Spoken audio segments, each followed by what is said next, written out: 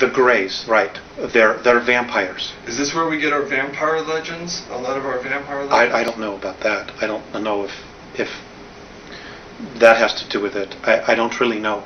I wouldn't be surprised, to be perfectly honest with you. But they feed off the energy. They can even bottle the energy and use it for later times. They're also stealing the vital bodies of human beings and storing it. So, I mean, they're just doing some really horrific things here that other races just simply wouldn't conceive of doing. Now, are you familiar with Salvador Freixedo? No, never heard of him. Okay, he's a gentleman who proposes, he's a former Jesuit priest who proposes the idea that Colosseum-type sporting events are used to vampire energy off the crowds. I wouldn't at all be surprised. Right. It wouldn't surprise me in the least. He said, like, the sacrifice of human beings in some ancient civilizations here on Earth was a form of belief system that was set up for these beings to vampire energy off of. I wouldn't be surprised at that either. Okay. Now, war, our wars here, it's the exact same thing. And to all of your viewers, I'm going to give you some homework. It is an absolute must that you go out and get the book, The Gods of Eden by William Bramley. It is an excellent introductory book that will bring you right up to speed with what's going on. It is over 80% accurate with the information in there, and I strongly suggest that people read it. It's excellent. And the 20% that isn't accurate revolves around what type of ideas? Around the soul and the being that we know as Jesus, okay, which I'm not going to go into. Okay. Now, how are we doing on time here? Do you still have some more time? Well, we've come here an hour so far. Well, we'll continue. Okay, you let me know when you need to break. How are the renegade Zeta Reticulans able to manipulate Earth's most powerful governments into a position of checkmate? Oh, it's easy. That part was really easy. Number one, their technology is 2,500 years more ahead of us. Number two, because of our greed factor, certain groups of power elite are in touch with them on a physical level. Well, many of them are implanted. Many of them are so implanted that they have now become part of the gray group mind. And the Andromedans no longer consider some of these human beings, Terrans as they call us, human at all anymore. They're nothing but clones for what the Greys want. And they pass down orders, they tell others what to do, and of course the chain of command that we've established on our planet is exactly what's happening. Also, playing on the greed factor, those who are still human, they look at the fact that, well, they're here, they're the rulers, we can still maintain our place of privilege in the world, so we'll form the new priesthood. We'll be the go-between between the workers and the gods, just like we saw in Babylon, in Assyria, Egypt. It's all over again. It's history repeating itself all over again. Because it's the control factor, the hierarchy is the established mode for these negative civilizations to keep their power structure intact. That's right. Okay. And it's another thing, and there's also one more factor. It is about human beings out for power, selling out their own race. The World Club. Just selling out the rest of us, the human race, for their moment in glory, for their privilege to be with the gods, so to speak, who are aliens.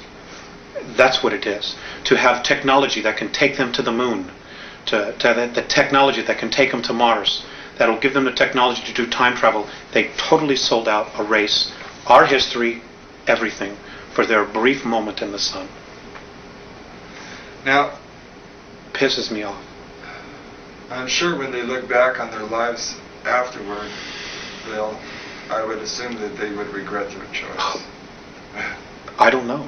I don't know. How will the renegade Zeta Reticulans have to be removed? It's, if we can create, if humanity makes a real commitment to create an environment of unconditional love and simply refuses to hate, to go to war, to kill each other and destroy our planet, they'll have to leave because they can't deal with the vibration. If we can't, it's going to take outside intervention to get them out of here. Period. Are the renegade Zeta Reticulans going to try to deceive humanity with an elaborate religious event they are staging? The perceived second coming, yes. I have been told to really beware of that they are very capable of playing out the second coming, creating a clone who will look like the image on the Shroud of Turin, which, by the way, was one of their deals. And this soul will have holographic imprints and information regarding all the world's religions. He won't have a soul. And yes, I mean, we've been led down this path of the book of Revelations, that this is God's word. This is the way it has to happen. And you know what? God didn't write the Bible. Man wrote the Bible. Period. ETs didn't write the Bible, but some ETs did tell those souls, those men, what to write. And we have been led down this path where we totally will succumb our free will to become subservient. And I'm not here to offend anybody, but really think about it. Really think about, what we've done and what our history has been. We've been to this place so many times before, and we still haven't gotten it right. And we're still not going to get it right unless we do it as a race and just cut out all the crap. Period. Now, that leads me, I'm going to jump a question. Do they have control of the world media? Oh, greed does. Greed does. But a lot of the I don't know if it's them themselves. Well, the programming is being introduced, and it is mankind that is introducing it to the masses. So it's the people that are selling out, basically. That's it. It's the new priesthood. Okay. That's where the responsibility lies. What would be the outcome if human beings believed that renegade Zeta Reticulans were the hope of mankind? We would know a tyranny and an enslavement that is far beyond anything we could even imagine. To put it just quite bluntly, we'll get...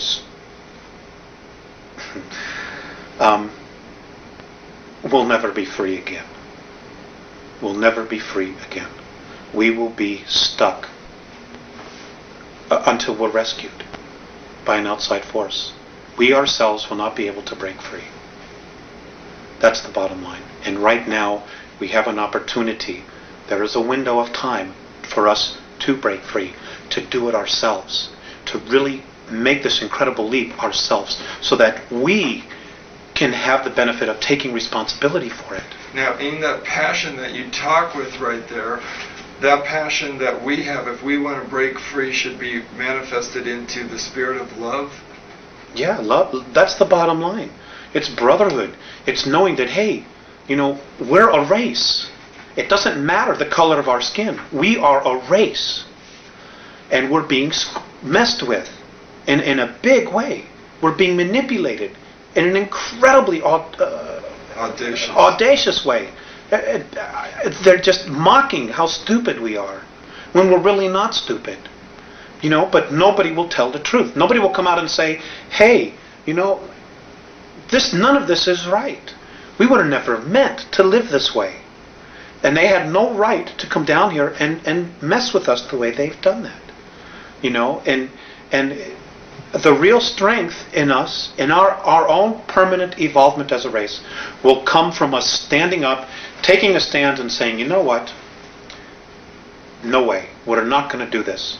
We're not going to destroy ourselves for your enjoyment so you can feed off of us. You had no right to manipulate our governments, to create wars. None of this was right. And that's it. We need to stand up as a race, exercise our free will, and say, you know what? We don't want to live this way anymore. We want to create a real future where our kids will have an opportunity to be whatever they want, to live in an environment that's clean, that's free, where they can have water to drink, where they can go out and eat fruit, where they can play in the dirt without getting radioactively toxic. All of this stuff that we're doing to ourselves. So the people with weapons, the police, the military people, these people need to be persuaded and persuade themselves and then believe themselves that they can lay down their weapons, that they don't need to use them against other human beings, that they can love other human beings, interact with them without a violent or power control type of situation going on. Oh, I'm not saying that there aren't some human beings here that definitely